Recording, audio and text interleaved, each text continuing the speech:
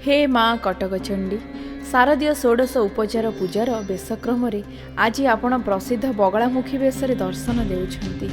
हे देवी आपण समुद्र मध्यस्थ मणिमय द्वीपरे अमूल्य रत्नखचित सिंहासन उपरे विराजमान करिछंती।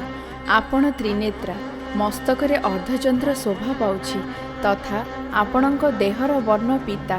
देवी आपण पीतवस्त्र तथा पीत फूलमाला धारण करिछंती।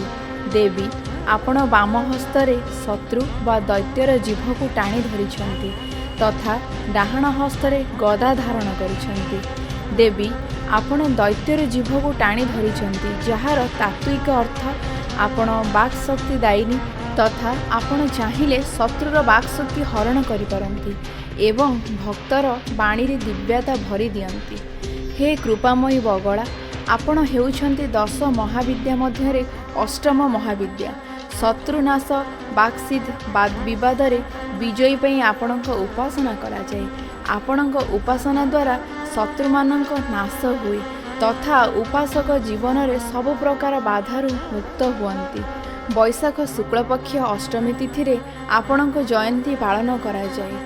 हे देवी आपणक महिमा को मु अकिंचन किपरि वर्णना करि परिबि। आपणक आशीर्वाद ही महर्षि च्यवन इंद्रंक वज्र को स्तंभन करि परिथिले। श्रीमद गोविंद पादंक समाधि रे विघ्न सृष्टि करुथुबा रेबा नदी को श्री शंकराचार्य आपणक स्तंभन विद्या द्वारा ही स्तंभित करथिले। कहिबार तात्पर्य एही कि आपणक साधकर शत्रु जेते बलशाली और शक्तिशाली हेले मध्य आपणक साधक निकटरे आपणक आशीर्वाद कारण तार पराजय सुनिश्चित। हे भगवती बगला आपण नारी तत्व और पुरुष तत्वर साम्यरसात्मक तेज अटंती। देवी आपणक कृपारे शत्रुर वचन मूक हो जाए और बुद्धिनाश जाए।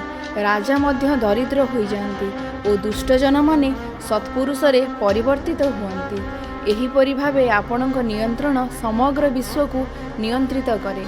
पीताम्बरा उपनिषद, रुद्रजामल तंत्र, अग्निपुराण, मेरुतंत्र, षट्कर्म, दीपिका प्रमुख रे आपणक विशेष वर्णना देखिबाकु मिले।